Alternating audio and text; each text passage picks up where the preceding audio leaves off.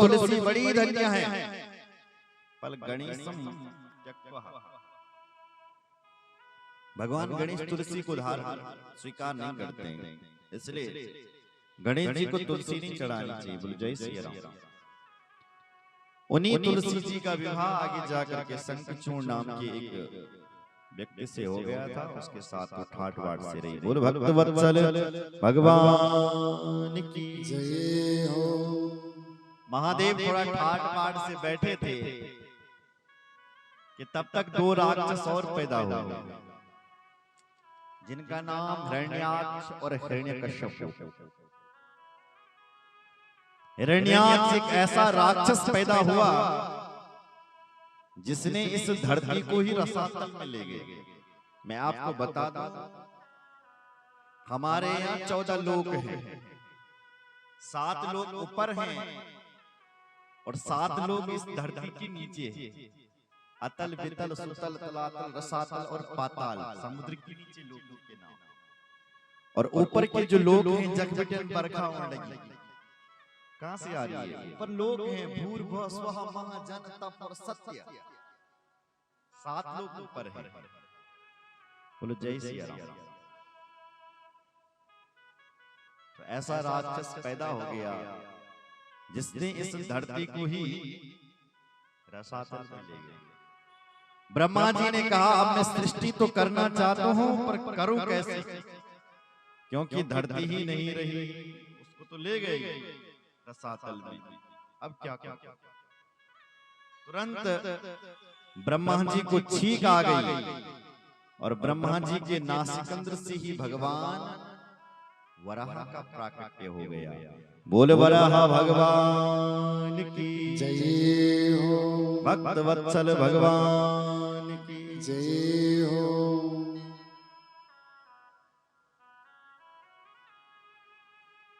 भगवान नारायण ने वराह रूप धारण किया।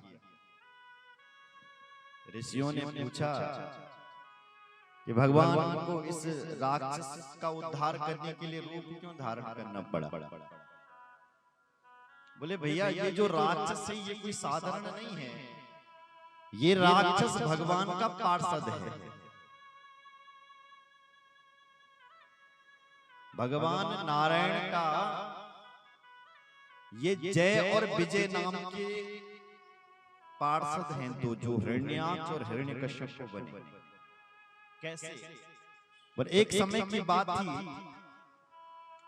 ब्रह्मा जी के जो 4 पुत्र हैं, जिनका नाम है सनकादिक, सनक, सनंदन, संत कुमार। ये 4 ऋषि जब वैकुंठ में गए तो जय विजय ने इनको रोक दिया।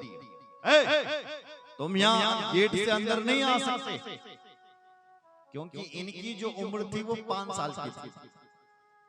इनके बारे में लिखा है, ब्रह्मा के जो 4 पुत्र हैं सनकादिक, ये कभी बूढ़े नहीं होते थे, हमेशा 5 साल की रहते थे। पंचहायन संयुक्ताः पूर्वेषां पूर्वजः। भले पूर्वजों के पूर्वज क्यों नहीं हो जाएं, पर कभी भी 6 साल के नहीं होते, हमेशा 5 साल के रहते। अब 5 साल का छोटा सा बालक कितना छोटा होता है? प्रश्न उठता है कि ये 5 साल का ही क्यों रहे? क्योंकि ये ब्रह्मचर्य व्रत का पालन करते थे, इसलिए 5 साल के रहे। क्योंकि ये हर क्षण हर दम हरि शरणम हरि शरणम हरि शरणम हरि शरणम इस मंत्र का ये जाप करते हैं, इसलिए इनको कभी बुढ़ापा नहीं आता था। जो व्यक्ति भगवान के नाम का नित्य निरंतर 24 घंटे जाप करते रहता है, वो कभी बूढ़ा नहीं होता है। बोलो जय श्री राम। इसलिए अपने जीवन में देखिए, मैं कितने मिनट भगवान का नाम लेता हूं। हमारे यहाँ तो कोई गायत्री को सिद्ध कर दे तो उसका ब्रह्मांड, जब उसकी मौत होती है तो उसका ब्रह्मांड फट जाता है, ब्रह्मांड से उसके प्राण निकल जाते हैं, इतना सिद्ध महात्मा पुरुष हो जाता है। बोलो जय श्री राम। ऐसी ये 5 साल के बालक भगवान के धाम को जा रहे थे, तो भगवान के पार्षदों ने इनको रोक दिया, जय और विजय। तो इन्होंने ऐसा क्रोध किया जैसे रोक गए, बच्चों अंदर मत आओ, चारों बालकों 5 साल के। जब बार बार रोका तो उन चारों ने भगवान के पार्षदों को ही श्राप दे दिया, तुम हमें रोकते हो, जाओ हम तुम्हें श्राप देते हैं, जाओ तुम 3 जन्म के लिए राक्षस बन जाओ। भगवान ने जब ये खबर सुनी कि मेरे पार्षदों को श्राप दे दिया, तो भगवान भी दौड़े चले आए और हाथ जोड़ने लगे उन सनकादिक ऋषियों को, प्रभु एतौ तौ पार्षदो मह्यम जयो विजय ये बचा कदर्थी कृत्यमं यदवो बहवा क्राताति क्रमम। हे भगवान, एतौ तौ पार्षदो मह्यम, ये मेरे पार्षद हैं। क्या कह रहा है भगवान? और आपने इनको बहुत अच्छा किया जो श्राप दिया। मैं तो कहता हूं मुझे भी श्राप दो, मैं भी आपका अपराधी हूं, मुझे भी श्राप। मेरे पार्षदों ने आपका अपमान किया है, आपने बहुत अच्छा किया जो श्राप। मुझे भी श्राप। क्यों? क्योंकि मैं भी अपराधी। देखो भाई,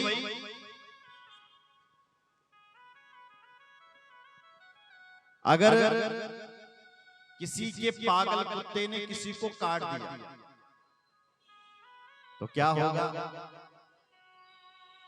कुत्ते को डंडे पड़ेंगे, कुत्ते को तो डंडे पड़ेंगे ही पड़ेंगे, पर जिसका कुत्ता है उसको भी डंडे पड़ेंगे।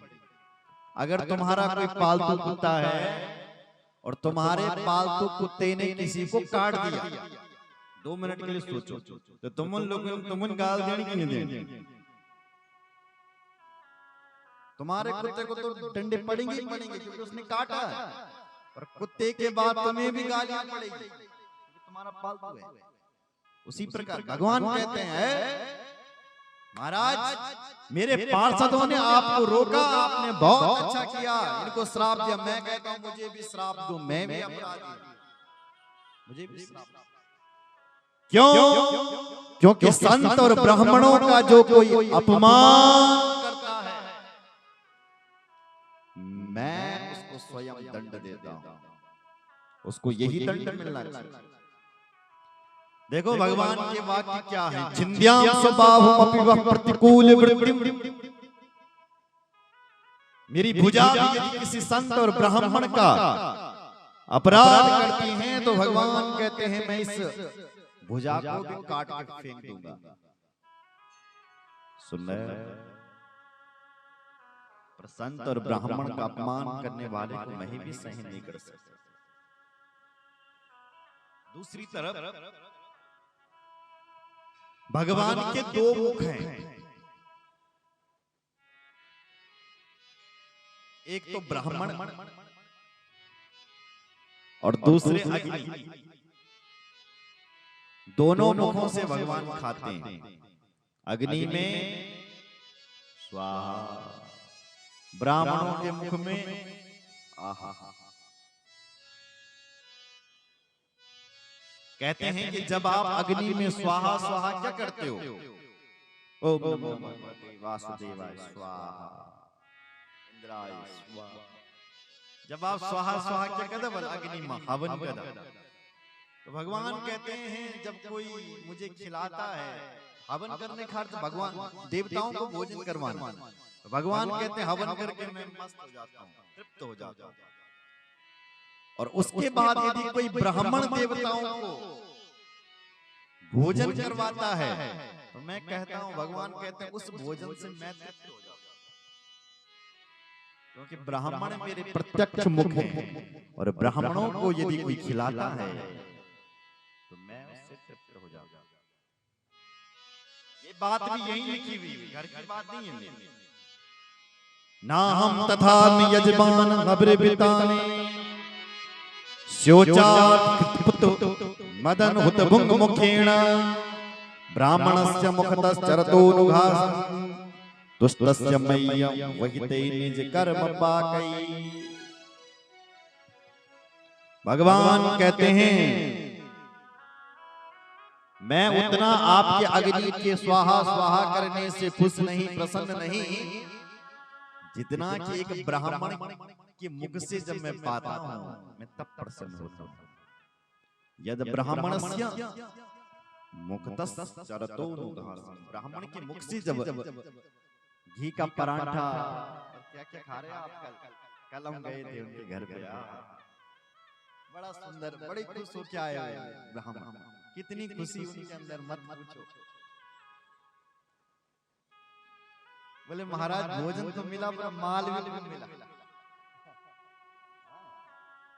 बड़े खुश।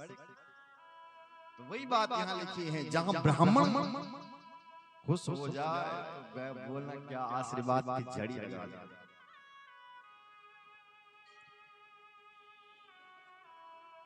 बोलो जय श्री राम। तो यद ब्राह्मणस्य मुखतश्चरतोऽनुघासं